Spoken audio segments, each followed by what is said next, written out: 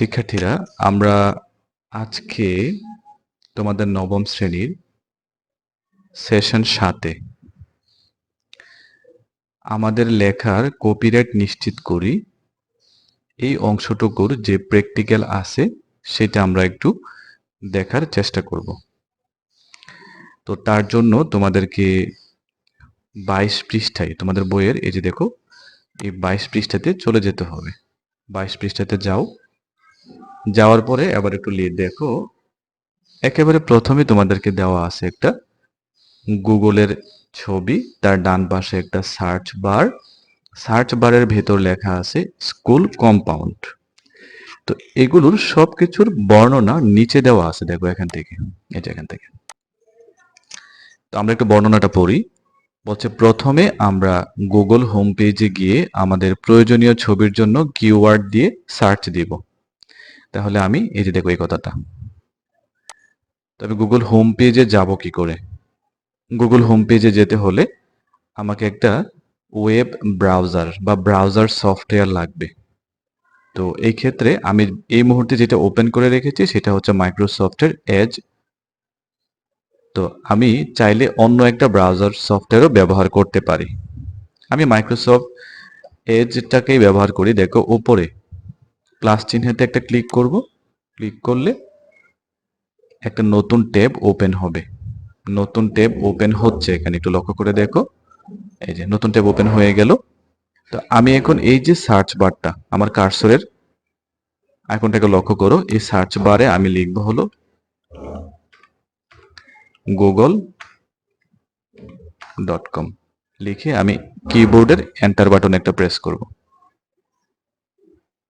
একটু অপেক্ষা করছি। এই যে দেখো আবার গুগলের সার্চ বার চলে আসছে কিন্তু এখানে। তো আমরা একটু চলে যাই, দেখো আমরা কি লিখবো তাহলে, স্কুল কম্পাউন্ড লিখবো। তো স্কুল কম্পাউন্ড লিখে দেখি কি আসে। আমি লিখলাম SCHOOL space COMPOUND, school compound লিখে কিবোর্ডের এন্টার বাটনে একটা প্রেস করলাম। প্রেস করার সাথে সাথে দেখো স্কুল কম্পাউন্ড সংক্রান্ত কতগুলো ছবি এখানে চলে আসছে। আমি কি করব, এখানে দেখো লেখা আছে সমস্ত কিছু, এই যে সমস্ত কিছু লেখা আছে। তো এই সমস্ত কিছু যা আছে এখানে তা থাকবে। এবার তার ঠিক ডান দিকে, এবার একটু লক্ষ্য করো, আমি তোমার বইয়ের নির্দেশনাটা পড়ছি, দ্বিতীয়টাতে বলছে দেখো, এরপর ছবি বা ইমেজ অপশনে ক্লিক করব।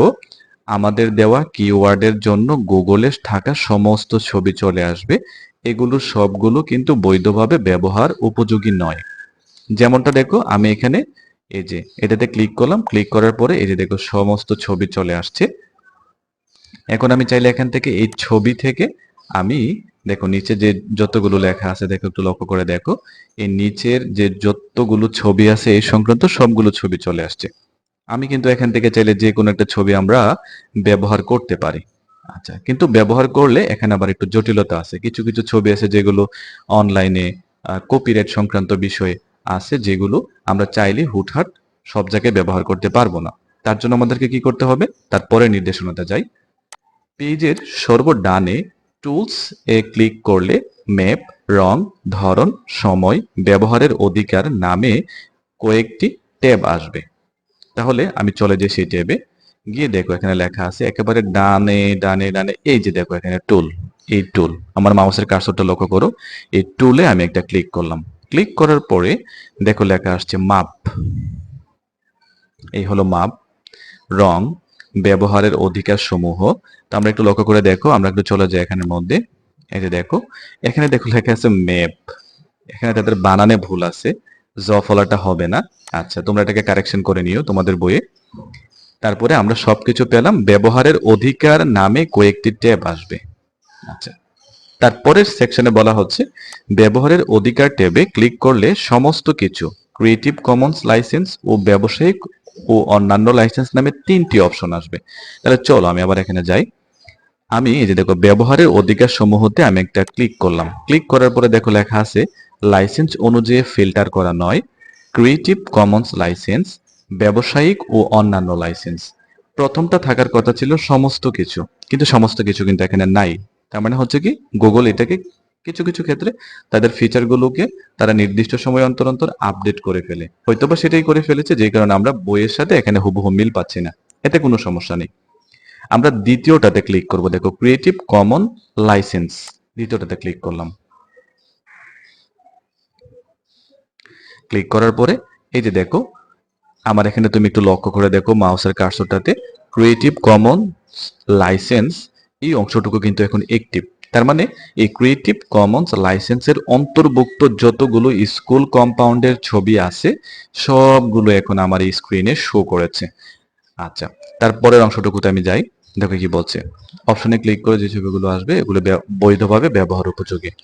এবার আমরা আমাদের প্রয়োজনীয় ছবি ডাউনলোড করে নেব এবং ব্যবহার করব।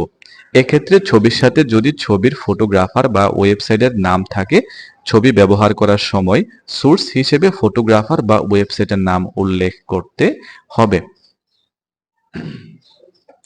তো একটু লক্ষ্য করে দেখো, আমি যদি এখান থেকে যে কোনো একটা ছবিতে আমি ক্লিক করি, ধরে নাও আমি এই ছবিটাতে আমি ক্লিক করলাম।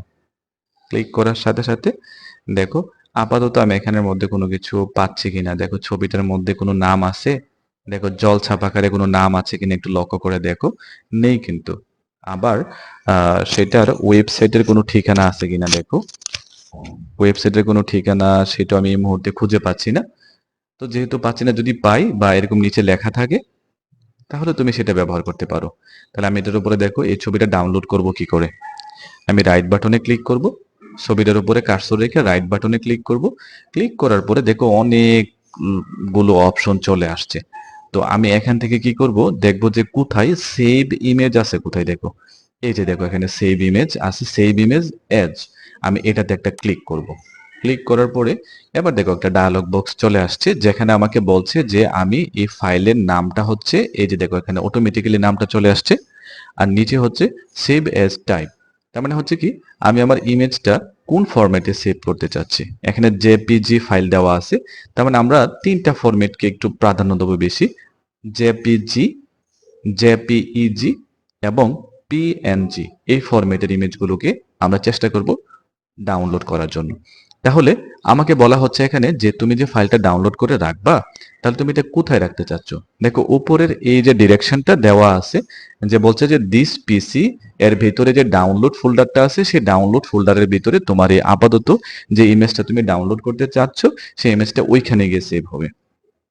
এখন তুমি যদি চাও যে না আমি আমার এই ডাউনলোড পাথটা চেঞ্জ করে দেব, তাহলে সেটাও কিন্তু সম্ভব। কিভাবে সম্ভব সেটা আমি একটু দেখাচ্ছি। এই যে দেখো এটা স্ক্রল করে একটু নিচের দিকে আসবা, এই হলো আমার কম্পিউটারে থাকা ড্রাইভগুলো শো করছে।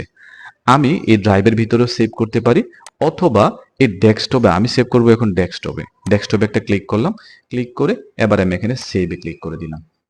এবার একটু লক্ষ্য করে দেখো এই যে ব্রাউজারের উপরে ছোট্ট একটা স্ট্যাটাস চলে আসছে, দেখো আমার এই ডাউনলোডটা কিন্তু কমপ্লিট, ডাউনলোডটা কমপ্লিট হয়ে গেছে। এখন দেখো এটার উপরে কার্সর রাখলে একটা ফোল্ডার আইকন শো করছে এখানে, আমি ফোল্ডার আইকনে একটা ক্লিক করলে আমার এই ছবিটা যেখানে ডাউনলোড হয়ে গিয়ে জমা আছে ঠিক সেই ডিরেক্টরিতে আমাকে নিয়ে যাবে। তাহলে দেখো এখানে ডিরেক্টরিতে আনলো তো ভালো কথা, এবং পাশাপাশি হচ্ছে টিক চিহ্ন দেওয়া আছে যে এই ছবিটাই তুমি ডাউনলোড করেছো।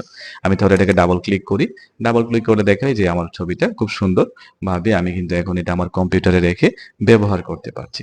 তো আশা করি তোমরা সবাই বুঝতে পেরেছো। ইনশাআল্লাহ আমরা পরবর্তীতে আবার নতুন কোনো টপিক নিয়ে হাজির হব। সেই অবধি ভালো থাকো। আল্লাহ হাফিজ।